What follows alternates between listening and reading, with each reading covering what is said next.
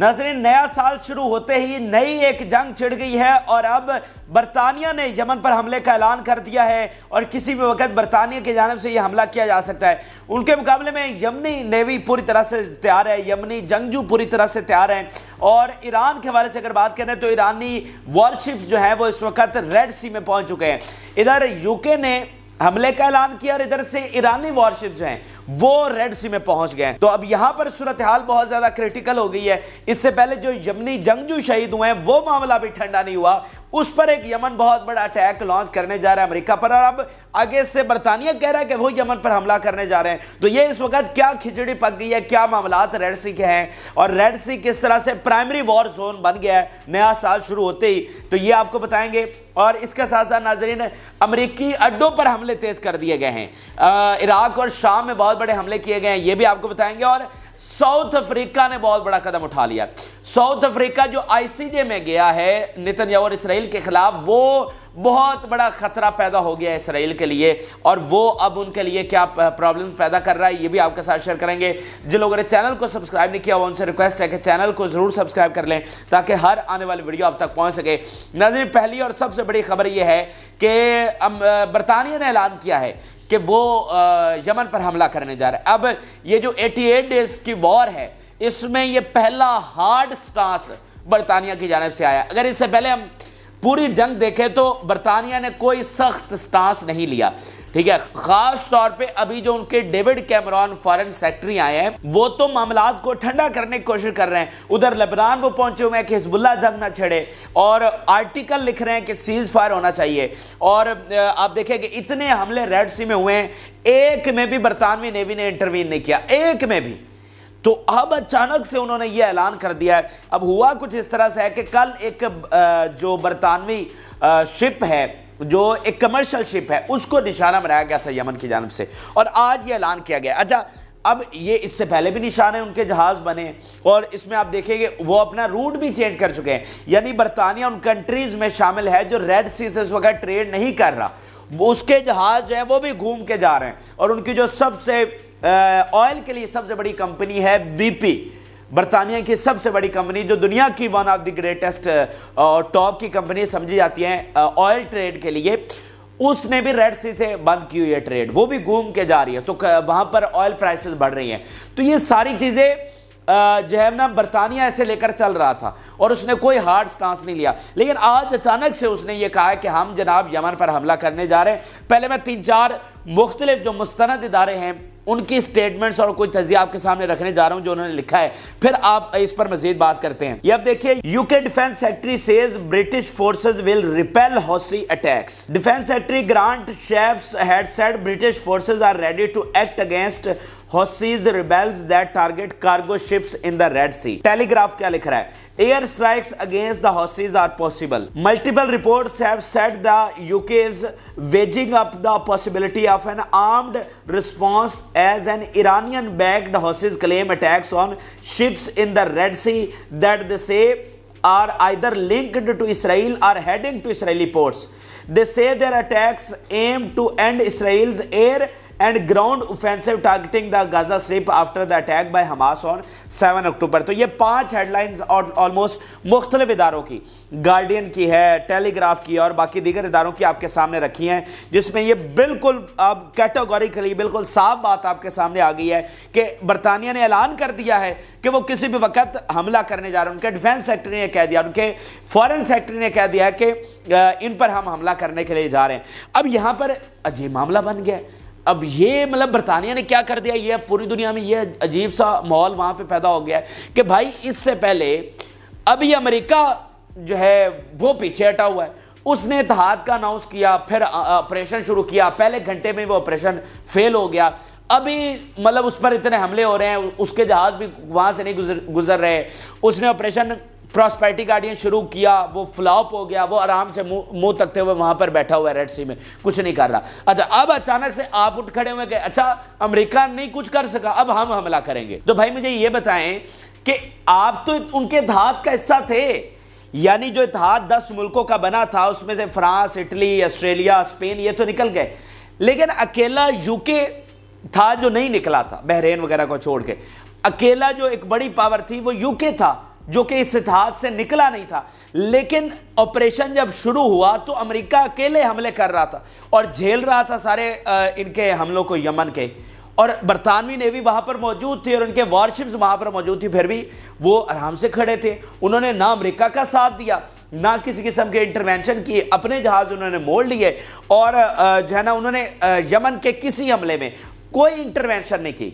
उनके सामने भी अगर किसी जहाज को निशाना बनाया गया तो उन्होंने कोई इंटरवेंशन नहीं की, ठीक है ना। अब इनके सारे वॉरशिप्स तो यहाँ पर मौजूद है रेड सी में, बाबुल मंदब में, तो इनके सामने से जहाज गुजरे हैं ना जिनको निशाना बनाया गया, तो ना इन्होंने किसी को प्रोटेक्शन दी, ना किसी को एस्कॉर्ट किया, ना किसी को इंटरवीन करके बचाया। तो अब ये बड़ी हैरानकुन बात है कि ये अचानक से खड़े होकर ये कह रहे हैं कि हम हमला करने जा रहे हैं, और उस सूरत हाल में जब अमेरिका फेल हो चुका है। तो अब यहां पर सवाल तो ये बनते हैं कि क्या आप अमेरिकी इत्तेहाद का हिस्सा नहीं थे? यानी बाकियों ने तो अनाउंस कर दिया ना कि हम छोड़ रहे हैं, तो आपने अनाउंस नहीं किया लेकिन मदद भी कोई नहीं की। तो दूसरी अब बात यह है कि अब अगर जब आप हमले की बात कर रहे हैं तो ये आपका अकेले हमला है या फिर अमेरिका भी साथ है आपका? अब आप दोनों हमला कर रहे हैं। तो अगर अब आपकी अंडरस्टैंडिंग हुई है कि दोनों हमला कर रहे हैं तो इतने दिन आप क्या करते रहे हैं? ठीक है, तो अब अगर आप जा रहे हैं, अमेरिका वहां पर ऑलरेडी फेल हो चुका है, तो आपका भी वही असर होना है जो उनका हुआ है। अच्छा, अब यहां पर ये देखें कि इसके जवाब में यमन क्या कर रहा है। यमन नाज़रीन पूरी तरह से तैयार है, और जो उनके पहले यहां पर जंगजू शहीद किए हैं अमेरिका ने, ठीक है, उस पर मामला पहले से तपा हुआ है, मामला पहले से बहुत ज्यादा गड़बड़ है। यमन इस वक्त पूरी तरह से तैयार है। तेहरान में बहुत बड़ी बैठक हो रही है, बहुत बड़ा फैसला आगे चंद घंटों में मुतवक्का है, और इसमें फैसला क्या होगा उसकी एक झलक मैं आपको दे देता हूं कि बैठक वहां पर जारी है, मुलाकातें, मीटिंग्स वहां पर हो रही हैं, लेकिन वॉरशिप्स वहां से रवाना होने शुरू हो गए। ईरानी जो वॉरशिप्स हैं ऑफिशियली वो ईरान से रेड सी में पहुंचना शुरू हो गए हैं। यानी अभी कोई बड़ा फैसला नहीं किया गया। ईरान ने ये नहीं कहा कि हम क्या करने वाले हैं, या हौसियों ने ये नहीं कहा कि वो अमेरिका के साथ क्या करने वाले हैं, अपने जंगजुओं का बदला किस तरह से लेंगे, लेकिन ईरान ने वॉरशिप्स भेज दिए हैं। तो इसका क्या मतलब है? तो ये झलक है कि फैसला किस किस्म का होने वाला है। पहले आप ये बयान देख लीजिए। The Iranian destroyer Alborz enters the Red Sea from the Bab al Mandeb strait as part of the 94th fleet of the Iranian army navy. तो ईरानी जो वॉरशिप है वो यहां पर पहुंच गया है। तो ये सीधा से, और ये कब पहुंचा है? यानी इधर से बरतानिया ने ऐलान किया है कि वो हमला करने वाले, और उसके कुछ देर बाद अब ये हौसियों की जो मीटिंग है वो तो कल से जारी है, तो आप ब्रिटेन ने तो आज अनाउंस किया, तो उनके अनाउंसमेंट के बाद वो शिप वहां से रवाना हो गया, वॉरशिप्स, और मजीद पीछे से आ रहे हैं। तो इसका मतलब यह है कि अगर यूके कह रहा है कि हम हमला करने जा रहे हैं और इधर से वो अपने वॉरशिप्स भेज रहे हैं, तो वो पूरी तरह से उन्होंने मोर्चे संभाल लिए कि ठीक है आ जाओ, आपका बंदोबस्त कर लेते हैं, और जो असर अमेरिका का हुआ है आपको भी वही होगा। और दूसरी बात यह है कि इसके अलावा ईरानी जो जंगी कश्तियां हज़ारों की तादाद में जो फोर्स नहीं बनाई गई है वो पर्शियन गल्फ में भी डिप्लॉयड कर दी गई है, रेड सी में भी डिप्लॉयड कर दी गई है। फिर जो उनके स्पाई शिप्स हैं, ईरानियन स्पाई शिप्स, वो इस वक्त ज़्यादा मुतहरिक हो चुके हैं। पूरी जो इन्फॉर्मेशन है वो हौसियों के साथ फराम कर रहे हैं, उनको मुकम्मल सपोर्ट वहाँ पर कर रहे हैं। फिर अब ईरानी नेवी ऑफिशियली जो है वो यहाँ पर मदद को पहुँच चुकी है। लाखों जो जंगजू हैं यमनी और बाकी मिडल ईस्ट के, वो अब यहाँ पर पहुँच रहे हैं और उन्होंने मोर्चे जनाब संभाल लिए हैं। और इसमें अब बड़ी इंटरेस्टिंग बात है, बरतानिया बहुत बुरे तरीके से फंसा है।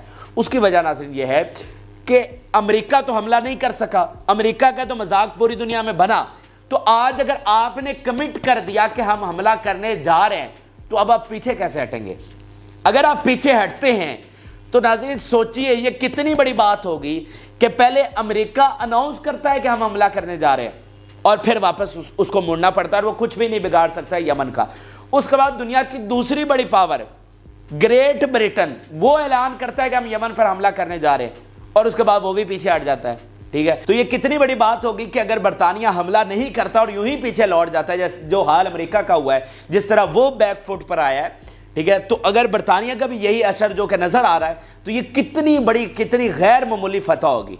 ठीक है, तो अब ये सूरत हाल तो बहुत क्रिटिकल होगी, हंगामा तो बहुत मच गया है कि भाई अब बरतानिया कह रहा है कि हम हमला करने का जा रहे हैं। वो बरतानिया जो 88 डेज में खामोश था, उसने कोई इंटरवेंशन नहीं की, कोई मदद नहीं की, कोई हल्ला गुल्ला नहीं, कोई शोर शराबा नहीं।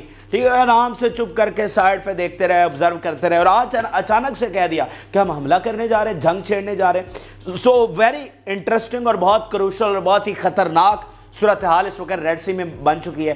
ایک نیا سال کے آغاز کے ساتھ ہی ایک نئی جنگ وہاں پر شروع ہونے جا رہی ہے. تو آگے آنے والے گھنٹے بہت امپورٹنٹ ہیں, آپ کو ساتھ ساتھ اپڈیٹ کرتے رہیں گے. اب ناظرین آپ کو لیے چلتے ہیں عراق اور شام میں, جہاں پر جو امریکی اڈے ہیں ان پر حملے بہت زیادہ تیز کر دیے گئے ہیں. اب یہ مجھے ایسا لگ رہا ہے کہ کوئی ہم نیا سلسلہ جو ہے وہ شروع کر دیا گیا ہے, ایک نیا فیز شروع کر دیا گیا ہے. کیونکہ جو ایجپٹ کے مذاکرات ہیں وہ اب کہاں گئے ہیں ان کا کوئی سمجھ نہیں آ رہا, کیونکہ ایجپٹ کے جو مذاکرات ہیں اب ان سے بڑی سالڈ امیدیں وابستہ ہو گئی تھی, کیونکہ اس کے پیچھے ذرائع یہ تھے کہ یہ برطانیہ اور امریکہ سنجیدگی کے ساتھ یہ مذاکرات کروا رہے ہیں اور جنگ بندی چاہتے ہیں. اور ڈیوڈ کیمرون ادھر لبنان پہنچے ہوئے ہیں کہ بھائی حزب اللہ اٹیک نہ کرے, اور آج ڈیوڈ کیمرون کہہ رہے ہیں کہ وہ حوثیوں پر حملہ کرنے جا رہے ہیں. تو مطلب کیا مطلب یہ اتنے بھٹک گئے, ان کے پاس اپنی کلیئرٹی نہیں ہے. وہ حزب اللہ اور یمن میں کیا فرق ہے؟ وہ حزب اللہ کو روک رہے ہیں کہ آپ جنگ نہ کرو, اور یمن پہ کہہ رہے ہو کہ آپ یعنی حزب اللہ کو کہہ رہے ہو کہ وہ اسرائیل پر حملہ نہ کرے, اور ادھر سے اعلان کر رہے ہو کہ تم یمن پر حملہ کرنے جا رہے ہو. تو کوئی کلیئرٹی ہے؟ اور یمن حزب اللہ میں کیا فرق ہے؟ مطلب تم یمن پہ حملہ کر دو گے اور ادھر سے حزب اللہ کو روک لو گے کہ وہ اسرائیل پر حملہ نہ کرے. یہ کس قسم کی پالیسی ہے؟ کیا روڈ میپ ہے؟ اتنی مطلب یہ کمپلیکس سچویشن میں اتنے دلدل میں پھنسے ہوئے نا کہ ان کو سمجھ نہیں آ رہی. سو اب یہ یو ایس بیسز پر حملوں کا ایک نیا سلسلہ شروع ہو گیا, اور ایک ساتھ بیسز کو مسلسل نشانہ بنایا جا رہا ہے. اب یہ حملے بہت زیادہ تیز کر دیے گئے ہیں کیونکہ جو مذاکرات ہیں وہ نظر نہیں آ رہے, جنگ روز بروز پھیل رہی ہے. ادھر سے اب دھمکیاں آپ لگاتے ہیں تو انہوں نے تو پھر حملے کرنے ہیں, یعنی ادھر سے امریکہ برطانیہ دھمکیاں لگاتا ہے اور وہ حملے کر دیتے ہیں اس کے جواب میں. اب آپ کے سامنے میں 2-3 جو حملے ہوئے ہیں ان کی تفصیلات رکھتا ہوں. Our fighters targeted the occupied Ramlan base in Syria using drones. ٹھیک ہے, اس کے علاوہ we attacked the American occupied base near Erbil airport in northern Iraq with drones. پھر آپ دیکھیے we attacked the occupied al-Shadadi base in Syria using drones. تو یہ 3 بڑے اس وقت تازہ ترین حملے ہیں جو امریکن بیسز پر کیے گئے ہیں, اور بہت گھاتک اور تباہ کن یہ حملے ہیں. اور یہ اس بات کا واضح ثبوت ہے کہ اب یہ حملوں کا ایک نیا سلسلہ نظر آ رہا ہے, اور معاملات ایکسپینڈ ہو رہے ہیں, ایسکلیٹ ہو رہے ہیں معاملات.